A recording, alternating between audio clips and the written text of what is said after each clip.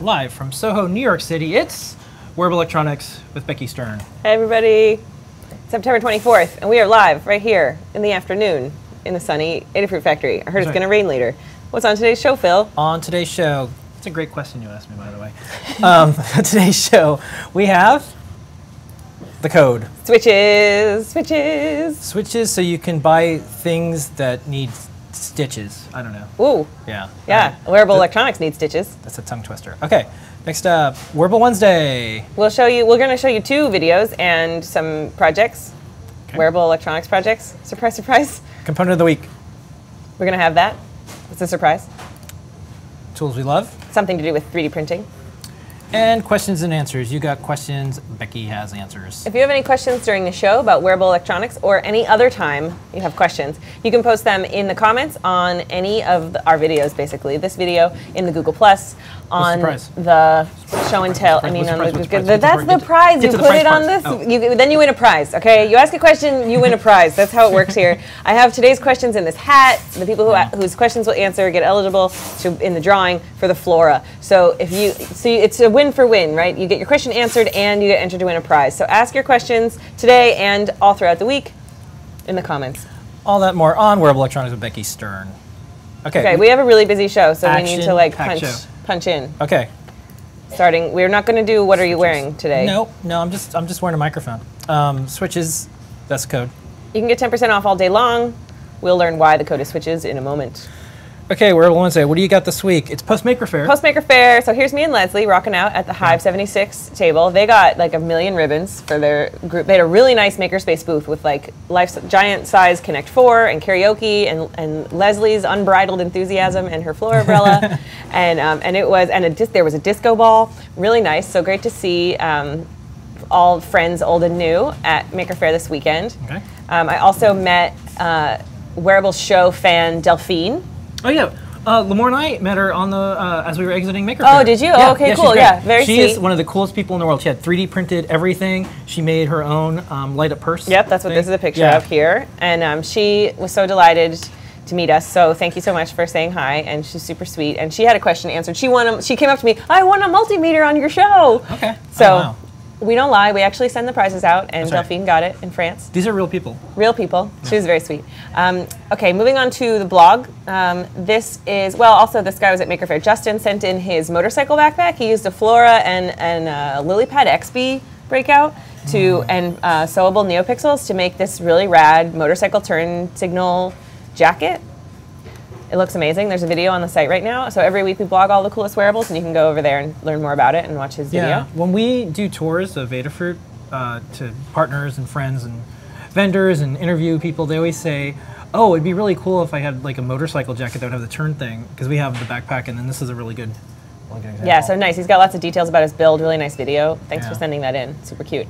Also, this past week, right after Maker Faire, Molly and I zipped back to the office and tuned in via teleconference to the eCuerpo Wearables Hackathon happening in Mexico City. And we helped judge there were 4 projects there. One was a mood tracker, like communication device for your pets that was sound reactive. So like based on the pitch of your pet's voice, you could kind of help to see what your dog was thinking. There was a wearable for African dance performance that had some really neat perforated leather diffusing NeoPixels. That's cool. There was a wearable like shoe insert that would it was like kind of like a fitness tracker in your shoes. So like if you sat around for too long, would remind you to get moving, or if you were on your feet for too long, would remind you to take a break. And there was one more project that I am now forgetting. Shoot. Okay. Anyway, there were 4 projects, and it was great. And these are the other judges. I'm not going to remember all of their names either, but Katya Vega of Electronic Eyelash and Fingernail fame, and Neil Harbison, the confirmed cyborg with the camera bone conductor color blindness. Yeah, he can see color. Hear color. Sorry. Yeah, he feels colors, I think. He hears. Yeah, he feels it by hearing it with a bone conductor speaker. So that was really fun. Event to participate in, and I'm told that the participants, after they polish their projects up a little bit, are going to come on the show and tell and show off their projects. So looking forward to that. Wearables taking over worldwide, and the big question people have is Wearables working out? And thanks Bill for that setup. And And you're not going to be here next week. I'm not going to be here next week because I am going to give a talk about what is working in wearable electronics. It must be working out if there's events in Mexico and you're going to a conference in Italy. That's cool. Open Hardware Summit this year is in Rome. I am leaving after this week to go to Rome for Open Hardware Summit. So there will be no Wearable Electronics with Becky Stern live show next week. There will also be no project launch. You're going to have to wait 2 weeks for more Becky Stern. But I think you guys can do it. And we have some really amazing stuff coming out after, some amazing Halloween stuff coming out. Also, at the end of the show today, we have a little preview. Big announcement if all things work out at the Open Source Hardware event and Maker Faire in Rome. Big announcement for wearables. Big. The biggest announcement that I can think of right now in the world of wearable electronics. Open source, yeah. Yeah. So look forward to that. Keep your eyes peeled to the rest of the news blog, Zors, and the Adafruit blog for more info. But we won't be here next week. But we're trying to pack in a really good show today for you to make it worth your while. I'm just going to show up here and just kind of look around. Be sad. Aimlessly. Fly, New York, Stern. Oh, sad. Stern. Oh, no, don't do that. Okay, I won't do that. All right. Well, the only thing that would be able to cheer me up is a project. I aim to please. Yeah. So this project was last week's 3D printing project, but that's really just a scheduling note. Really, when Noe and Pedro and I work on a project together, it is neither 3D printing nor wearables, or it is all of those things together. We don't know when to put up the video, and it's because they edited it, it was their 3D show, even though this project is more wearable electronics than it is 3D printing. Yeah, they used to. Anyway, Cortana, awesome, sweet, cool, roll a video.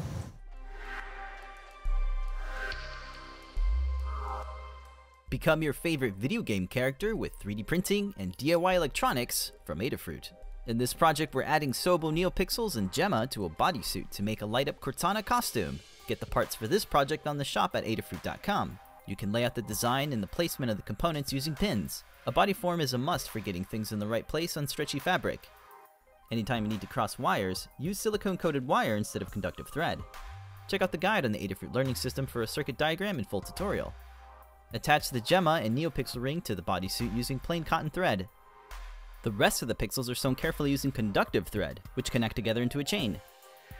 Each pixel passes the control signal to the next, while they all share power and ground connections. Stitching on stretchy fabric can be very challenging. Be sure to stretch the fabric while you sew, so the thread doesn't end up too tight, or it might tear the fabric. Program the Gemma microcontroller using our Arduino libraries and Demo Sketch. To get extra details, we'll trace artwork from reference photos, and we'll format the artwork and make a stencil that we can 3D print. You can make large stencils using the Lulzbot TAS4 with PLA filament. Mark up the NeoPixels on the unitard and mock up the placement of the artwork using the stencil. Lay the stencil over the unitard and secure the stencil on top using painter's tape. A light coat of black spray paint really makes the details stand out. The blue unitard is worn over the bodysuit and can be stretched and adjusted to line up with the painted artwork. So what awesome wearable electronic costumes will you make this year? Let us know in the comments below.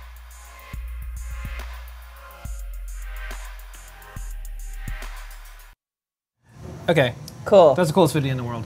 Thanks. The person, I thought it was pretty nice. I don't play video games with the Halo lady that was Master there. Chief. That's their next door neighbor. Yeah, well, that was the whole idea. We started this costume like last year, and Noe and Pedro were like, we have a neighbor with a Master Chief costume, and so we think it would be cool to do Cortana, because then we wouldn't have to do the whole Master Chief costume also to make the video awesome. And like it was after Halloween, so we benched it until this Halloween, and it sat on my dress form for a long time. But this is a very challenging wearable electronics project, although it looks pretty simple. Everyone's always asking about the stretchy fabric and sewing on t-shirts, and it's very hard, and the results can be mixed because the thread's very strong, and so if you sew a really tight line of thread and then you try to put the Spanx on, it could rip the garment because the steel is so much stronger than the fiber that the garment's made out of. So this took a lot of careful planning, and you absolutely need a dress form. There's no doing it without one. But if you have one, and you're good at sewing, like Sally Byers would be able to pull this project off really easily. But it's definitely not a beginner project, even though it looks pretty simple. But really fun. We have another picture of what the circuit looks like, a mixed silicone wire and conductive thread, because it's the chain of NeoPixels starts with the ring in the middle and then feeds out to the two sides, which split the data line so that the two sides do the same thing as each other, and that makes it simpler to code also.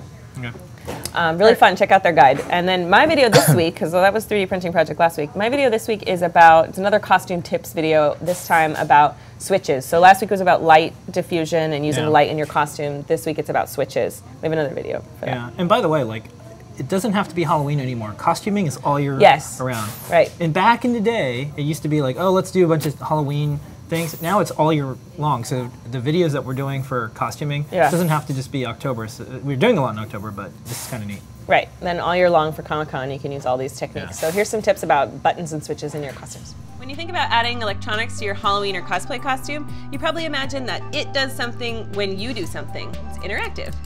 So today we're talking tips and suggestions for adding triggers to your costumes and props. First, we have switches. Simple momentary push buttons and tactile switches can be added to any part of your costume, like the trigger on your portal gun, the back of your Star Trek communicator, or the fingers of a glove. Adafruit carries all sorts of switches in different sizes and trigger styles. If you want to detect a gesture, like dancing or waving a magic wand, you might try a simple vibration sensor, which triggers every time the spring inside shakes around. For more complex and precise gesture sensing, consider an accelerometer module like the Flora 9 Degrees of Freedom sensor. Sound is another popular trigger. You can use the Adafruit Electret microphone amplifier breakout to add audio reactivity to your microcontroller project, or use a volume reactive EL inverter for EL projects. Lastly, you can make sensors from non-traditional materials, like the Velostat sensors in our Firewalker sneakers, made by taping a piece of conductive thread to each side and reading the changing resistance as your foot steps down. We wrote up these tips with example projects on the Adafruit Learning System. The link is in the description. What costumes are you working on this year? Let us know in the comments, and if you have questions, I'll tackle them every week on my live show right here on YouTube. Thanks so much for watching, and subscribe for more electronic costume techniques from Adafruit. And we're back. I was just connecting with some brands. I'm sorry.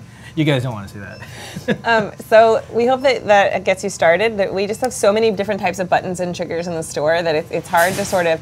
We're working on Phil B and I were talking about this, like working on ways like entry points for people, because we have so much content and so many products that a lot of times people don't know where to start. Yeah. And so these are just some ideas that hopefully can get your brain moving, and then you can see ways to trigger actions in your costumes. The new audio breakout board that's coming out really soon is going to be Came out nuts. today. Is it in stock yet? It's going to be sold out now. Yeah, right. Yeah. Already, this is what people wanted. It's it is the thing. Arduino-less audio sound trigger. Right. Yeah. Amazing. So that product plus this video equals your Halloween costume. Go. Yeah.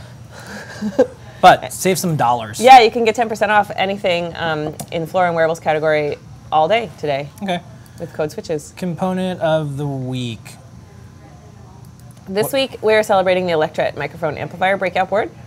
It's got the little mic on it and the little amplifier so that you can plug it into your Arduino or other microcontroller project and make an audio reactive project, either volume reactive, which just the level of sound, or you can also do frequency sensitive projects using the FFT Arduino library that you can learn more about on the Adafruit Learning System. There's a couple guides up there all about that more complex audio stuff. And one of the really cool projects that you can build for Halloween is Phil B's voice changer. It uses the wave shield and the microphone to live process the audio and change your voice. And it's really awesome. We have a little video clip of it. Okay.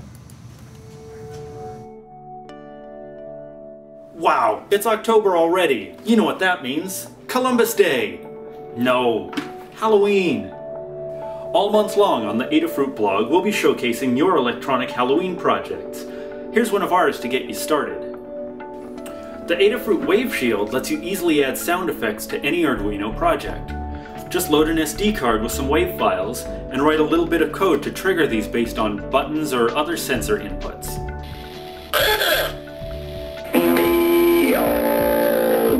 You could add sound effects to your candy bucket or your costume.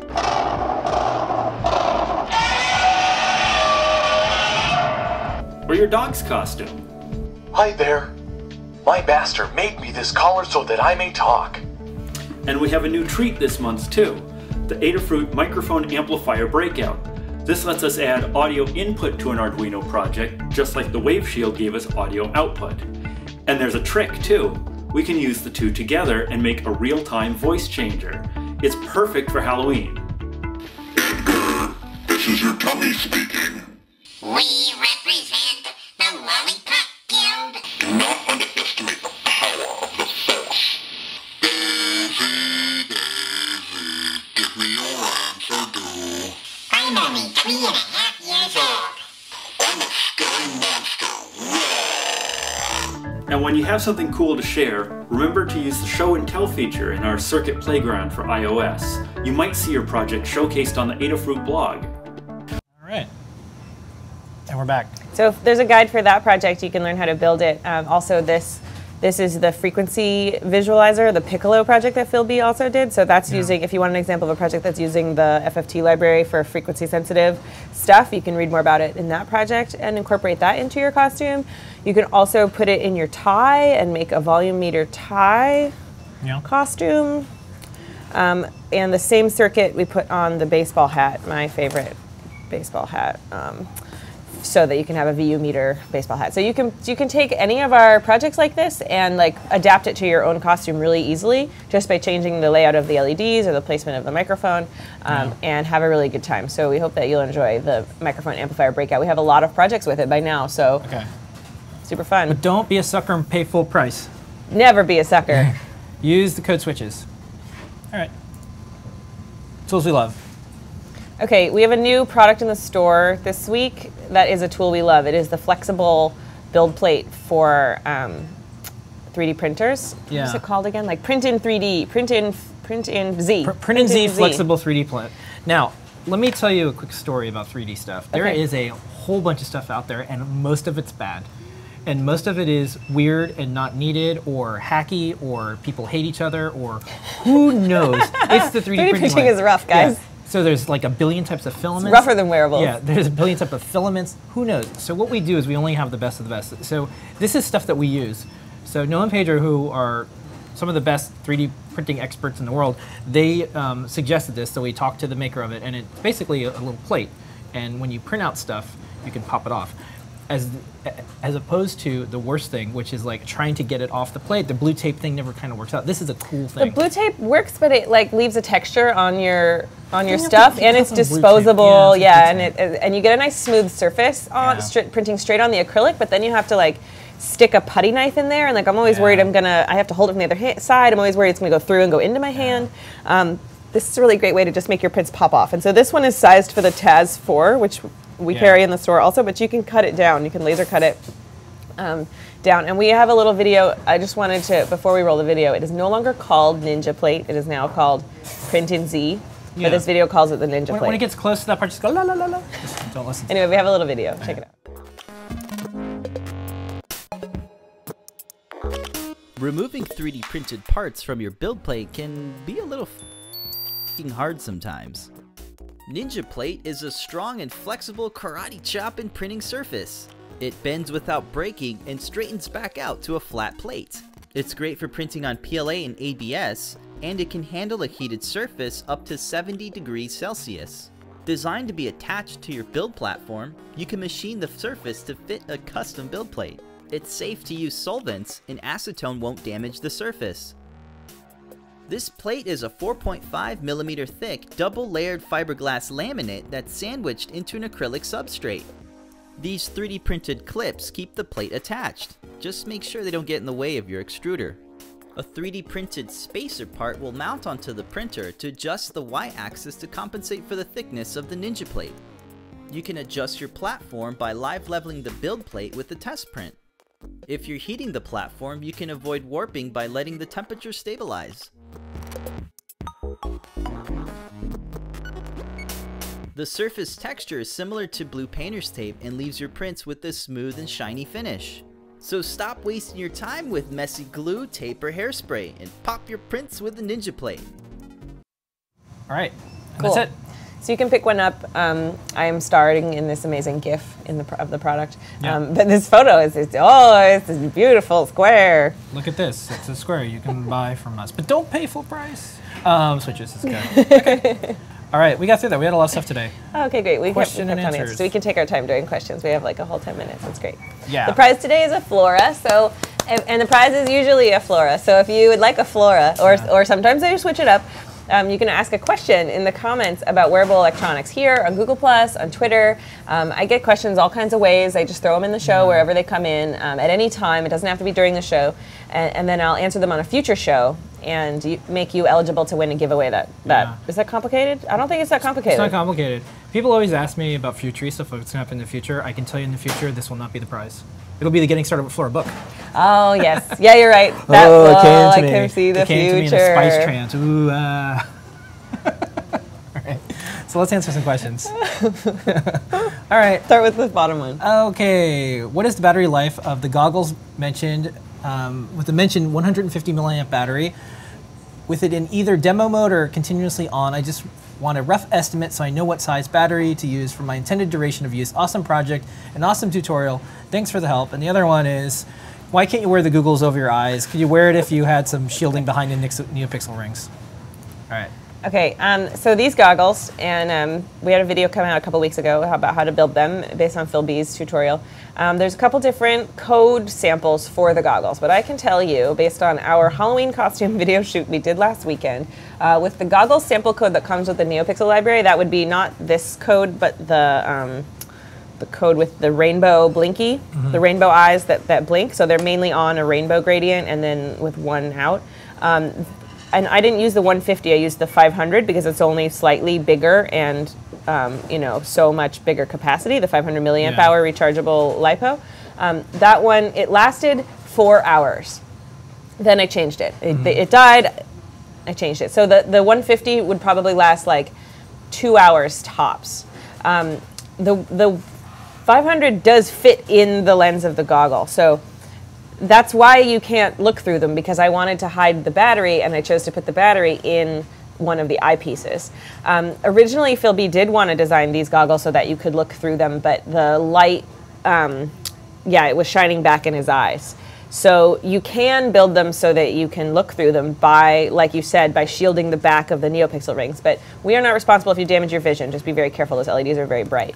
But the reason we did it, well, the thing is like use case, right? We design projects based on how we think people want to use them, and most people, and then the trade-off. Most people just want to wear it on their forehead or on a hat, and most people also want to hide the battery. So it would be you're the edge case where you want to look through them and you don't mind, maybe you don't mind putting the battery on the outside, or but if you're really worried about battery life and you really don't want to change the battery, because like, it's not the end of the world to bring an extra battery and just change it, you know? It's not the end of the world. The end of the world might have something to do with running out of power, but that's a different, I don't want to talk about it. Yes, that's entropy. much different scope we're talking about here. You can just run the extension wire to a bigger battery pack and put it in your pocket, and then it'll last 8 hours, 9 hours, whatever. Okay. And you can bring, a change of AAAs if you want. I actually bring one of our micro LiPoly chargers with me and plug it into one of our huge backup batteries, so that in my bag I am charging a second battery for my goggles. You gotta bring it if you're gonna actually have a costume that you want to light up all night. You gotta be prepared for extra batteries.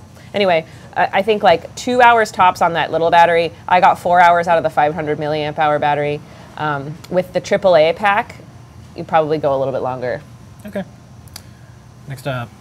This one is question. I made a jacket for everyday use, which is a Gemma and 12 NeoPixels, all parts stitched on the outside. Since it's a project for daily use, what do you recommend to keep my electronics safe? Should I be worried about ESD? ESD is the least of your worries if you have components sewed on the outside of a garment. The biggest of your worries is physical agitation. So those components are just surface mount soldered onto the board. So if you scrape your jacket against a cement wall, for instance, some of the components could be sheared off. And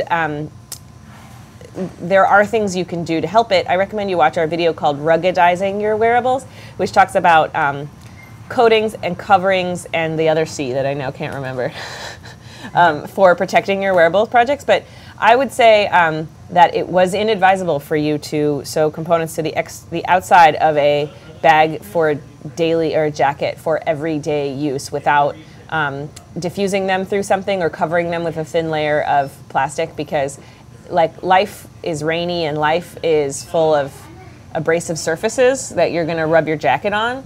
And so your conductive thread connections, it's basically just physical abrasion you're worried about. ESD is not a problem because you're a big bag of water and all the static is going to want to ground to you. And I've never seen any of our wearables projects damaged by static before. People think this is a show about wearable electronics, but it's life lessons. Life is filled with abrasive surfaces. By Becky Stern. Okay, next up. Could be a little quote book. Be nice. All right, wearable question. Oh, this is good. It's a wearable question. Every time I see the Firewalker sneakers, I'm reminded of an anime called Air Gear, where the characters have motorized skates, two-wheeled inline. I'm inspired to think up a mock-up version or a proof of concept, at least. I think this is because the Velostat is being used as a switch for the NeoPixels, and in the show, the speed of the skates was controlled by leaning forward. My question: would I be able to use the Velostat as a potentiometer and a floor to switch on and control the speed of a motor powerful enough to help push a person? This is a really interesting question, and This is cool. and I like your idea. It's really cool. And I have seen those like self-balancing skateboards that have big motors in them that like go forward and faster, like based on how much you're leaning. And they all use a gyroscope to detect the angle at which you're leaning. It's not based on how hard you're pressing down. It's based on what angle your foot is at. So to answer your question, I don't think Velostat's the answer for you. It's a very creative thought, and I like where it came from. But the Velostat, to be honest, it's like not as precise as you want it to be. So the sensor values can drift a little bit. Like you make this sensor with tape, and like the humidity is going to affect its sensitivity. How sweaty your feet are, like will change kind of the threshold of your value. So for the Firewalker sneakers, the code kind of compensates for this by specifying like a minimum that it must breach over, and then another minimum that it has to come back down to detect that you've both stepped down and then stepped back up again. Yeah. But to be honest, the sensor values drift, and sometimes you have to recalibrate the shoes based on like, oh, I squished this sensor so much with the thread taped to it that now the thread is making better contact with it, so my sensor values are a little bit different. Oh, I know what it'd be like. It'd be like Mr. Heavyfoot, because we were talking about kids in the home. Remember, did you ever see Mr. Yeah, Heavyfoot? yeah, Where yeah, he can only go fast. You can only go fast or stop. So it'd be, if you want to make a Mr. Heavyfoot, you could. Yeah, you could, but like for rollerblades attached to your feet, like I wouldn't bet my life on it with the Velostat, right? Yeah. That's a nice idea, but I would suggest using a gyro. Also, like if you're leaning, is it like think about, and you're on roller skates, are you really pressing harder into the shoe? Is that really what's happening each time, or is it something else? But I really like, if you were one of my design students, I would give you a gold star for thinking outside the box. Next up, and also watching anime. What's the max number of NeoPixels we should use with conductive thread? Ooh, this is a slightly different question. Usually we get how many NeoPixels can I drive with that thing? This is how many NeoPixels can I hook up with this thread? Good question, Marie. And she asked a bunch of questions too in one go. And when we moderate the comments, like I see all your questions, Marie. I see them all. You only need to ask them once. She wanted to know basically, it seems like she's building wants to build a very big textile display a la this thing over my shoulder. And the thing about this conductive thread, we have two different kinds. We have the 3-ply and the 2-ply, and then the conductive yarn. The 3-ply thread, I've had really good luck powering up to 12 NeoPixels around the sparkle skirt. And then there's also 12 pixels on the chameleon scarf. I think there's 12 or 15. And that's as far, and then, so there's a lot of variables. There is no true, I don't know the answer to your question, but I can tell you in my experience that after 12 or 15 pixels on one run that's a reasonable length, like around your body or around a scarf, you start to get a little bit of color dipping, like the power, it can't deliver enough power to those pixels very far away because the resistance of the thread adds up. And you start to see like whites will start to get a little pink because the red LED is a lower forward voltage than the other ones, and it can shine brighter than the blue one, for instance. But it's not about, like, you're not gonna overheat the thread and burn it or something. Like, it just won't be able to deliver as much power as you want. So I would say you really need to experiment and see, because it's highly variable based on how far apart your pixels are, how long the thread is, and then on this display over my shoulder, the thread is doubled up 4 or 5 times. So that can increase the number of pixels. So if they're really close together like this, we've got about like 50 or 60 on this guy using the 3-ply conductive thread, just layered up lots and lots. And the conductive ribbon can handle a lot of amperage too, but I'm not sure quite how much, which was another question that she asked. Do you want to go to this slide, or do you want to do the giveaway? Because there's something there that I don't know what that is. Yeah, that's the preview for next week. We should do the giveaway first. Okay, let's give away stuff. Yeah. All right. All of you asked questions. Those are really great questions. Thank you so much. One of you will win. One of you will win. See, it's a really good chance. We only answer 4 questions or 5 questions or 6 questions. 5 question enter. And 1 then question win. you get a really good chance of winning The a Flora. question dome. You know, the question, it's a nice place. It's more like the Question Palace. Yeah. Joshua and your Firewalker sneakers. Oh, good. Motorized inline skates. You win a Flora. Oh, wow. Congratulations. You So you can use this Flora and a gyroscope to build your project. Okay. You can email support@adafruit.com to claim your prize, and I'll also send Yeah. you a message on YouTube. Congratulations. Preview of what's coming up next week. What is this, Becky? Not next week, the week after. So What is this? This is a reminder. This is a reminder that we are not on the air next week. I will be at the Open Hardware Summit in Rome, and if you are, and I'll visit Maker Faire a tiny bit. If you are going to Maker Faire Rome or Open Hardware Summit, please come say hi. This is what you guys will get when I get back. Okay, so no project next week. I'm really sorry, but this image is of the upcoming Halloween projects that we are doing. So we've got laser dog goggles. And we have Ninja Flex 3D printed bandolier of light. Yeah. And we have my Cyber Tank Girl. This is like a new feature film coming out from Marvel this summer. Yes. In a world. In a world where dogs wear goggles. Okay. So there's your It's Not Out Yet preview. Okay. And I hope it holds you over for 2 weeks until we can really start this Halloween party. Okay. Properly. Speaking of what's coming up tonight, 7:30 p.m. Eastern Standard Time, share your projects on the Adafruit Show and Tell, celebrating 2 years of people around the world sharing their projects. Show and Tell is rad. So if you have a project to show, you can sign up, ask to be added to the Show and Tell circle on Google+, and then you'll get invited every week. That's right. To show off your project. And then after that, at 8 o'clock is Ask an Engineer, where you'll hear about more new products. And 5 years old. 5 years of Wearable Electronics, 1-year-old. Show and Tell, 2 years old. Ask an Engineer, 5 years old. Yeah. 3D printing hangout on Thursday. That's tomorrow. Is just a wee little baby just born. Little 6 weeks old. Baby bird. I think baby bird can fly soon. I think it's good. Yeah. I think it's ready to go. Yeah. So on tomorrow at 3 o'clock, you can check out Matt, Noe, and Pedro on the 3D Hangout and learn more things Yeah. about 3D printing. Okay. Well, that's our show, Becky. Thanks so much for watching, guys. I'll post an update from Italy. We'll see you 2 weeks from now. Don't forget the code until tonight switches, 10% off the Flora Wearables category. And Becky, have a fantastic trip in Italy. Thanks. You're going to the other fashion. They do a little fashion in Italy. They do. I heard that they like fashion in Italy. I've heard. I also heard that they have food there. They do. Tasty food. My favorite part of going anyplace new is eating. Yeah. So, Yeah. Anyway, thanks for watching. We'll be here not next week, but the week after. Same time, same channel. Have a nice time.